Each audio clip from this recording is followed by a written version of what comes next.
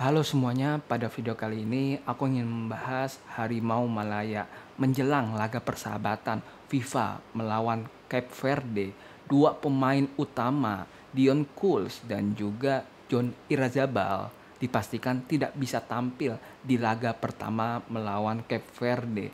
Kenapa bisa begitu? Apa dampaknya buat tim nasional Malaysia atau Harimau Malaya? Akan aku bahas di video kali ini. Yang pertama tentunya absennya Dion School, di mana bek kanan utama dari Malaysia ini memperkuat klub dari Thailand yaitu Buriram United. Nah, jika Buriram berhasil lolos ke final Thai League Cup yang dijadwalkan pada tanggal 31 Mei 2025, Dion Kuls tentunya otomatis akan absen pada laga melawan Cape Verde. Namun tentunya ada kabar baiknya.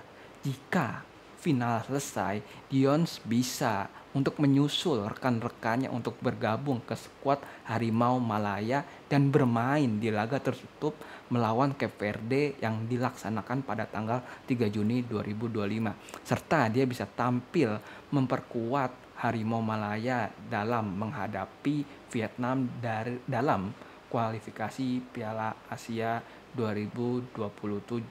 Tentunya ini menjadi modal yang kuat untuk Dion School menghadapi Vietnam dari kualitas dia bermain dan juga mental yang dia punya. Tentunya ada salah satu pemain warisan baru yang baru berpindah kewarganegaraan, yaitu ada John Irazabal. Lalu bagaimana dengan nasibnya Irazabal ini, di mana pemain warisan baru Malaysia yang bermain di Azerbaijan juga menghadapi situasi yang hampir mirip, di mana timnya akan bermain di final Piala Azerbaijan pada tanggal 31 Mei 2025. Hal ini tentunya membuat hampir pasti tidak bisa ikut serta dalam laga perlawanan melawan Cape Verde. Namun seperti Dion Kuls, dia juga berpeluang bergabung setelah final dan kemungkinan dia siap dimainkan pada laga tertutup di 3 Juni 2025 dan juga akan membantu Harimau Malaya melawan Vietnam pada tanggal 10 Juni nanti.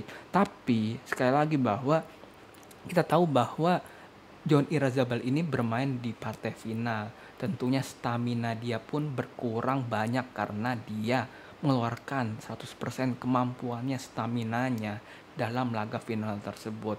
Dan juga kita tahu bahwa Azerbaijan pun ke Malaysia lumayan jauh, oleh karena itu dapat dipastikan bahwa jika aku sebagai fans Harimau Malaya, aku menginginkan John Irazabal ini bermain melawan Vietnam di bangku cadangan. Oleh karena itu aku tidak menginginkan dia bermain sebagai pemain utama. Karena apa? Karena dia tentunya mempunyai stamina yang menurun dan juga kita tahu bahwa keagresivitasan pemain dari Vietnam tentunya harus diwaspadai. Dengan kekurangan stamina pasti bisa dieksploitasi dengan mudah oleh pemain-pemain dari Vietnam. Oleh karena itu, jika nantinya John Irazabal ini bermain, tentunya harus melihat juga faktor dari stamina dia. Apakah dia fit atau tidak? Jika fit, aku harap dia harus dimainkan melawan Vietnam dan jangan dipaksakan untuk bermain melawan Cape Verde di laga tertutup. Karena apa? Karena menurutku laga tertutup itu tidak menghasilkan apapun. Itu hanya laga di mana evaluasi Harimau Malaya dalam pertandingan yang pertama. Tentunya dengan potensi yang dua pemain ini ada, dengan tidak adanya mereka dalam pertandingan melawan Cape Verde tentunya menjadi kerugian, di mana poin dari Harimau Malaya, poin FIFA bisa menurun, di mana jika kalah Harimau Malaya akan menurunkan poinnya dan juga akan memperjauh jarak poin Indonesia dan Malaysia. Nah, tentunya di sini aku ada dampak ya dari hilangnya dua pemain ini ke skuad Harimau Malaya. Tentunya yang pertama adalah kehilangan ketenangan di lini belakang.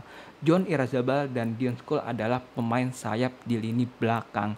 Dion School bermain di sisi kanan dan John Irazabal bermain di sisi kiri. Tentunya dia mempunyai permainan sekelas level Eropa dan sering menjadi tembok kuat di pertahanan Malaysia. Apapun itu, kita tahu bahwa John Irazabal ini baru masuk dia tentunya butuh adaptasi yang kuat. Beda dengan Dion School yang sudah bisa untuk membantu pemain-pemain lainnya untuk berkontribusi. Kemudian juga ada adaptasi formasi. Tanpa John dan Dion, pelatih dari Peter Klamowski harus mencoba formasi baru atau menurunkan pemain lapis atau pemain muda yang berdampak untuk meningkatkan chemistry permainan dan menjadi Harimau Malaya bisa bermain sebagai tim. Kemudian juga ada peluang bagi pemain muda.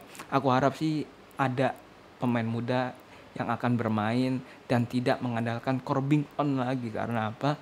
Karena Corbin On sudah tua dan harus diganti juga untuk mencoba pemain baru, karena jika tidak dicoba pasti kita tidak tahu bagaimana hasilnya. Dan meski tanpa dua back andalan, ini adalah momen yang paling penting uji coba kekuatan tim Harimau Malaya baru secara menyeluruh sebelum menghadapi Vietnam nanti. Jika mampu tampil solid, justru akan menambah kepercayaan diri dari skuad Harimau Malaya jelang laga melawan Vietnam. Kita doakan semoga Dion dan John bisa bergabung tepat waktu dan membantu skuad Harimau Malaya menunjukkan performa terbaiknya. Kalau kalian ada saran, masukan atau pendapat berbeda tentang pemain ini, kedua pemain ini dan peran pemain ini atau pendapat lainnya, kalian bisa komen di kolom komentar. Jika kalian ada saran atau kritik terkait video ini, kalian bisa komen di kolom komentar. Sekian pada pembahasan kali ini. I love you all, thank you and bye bye.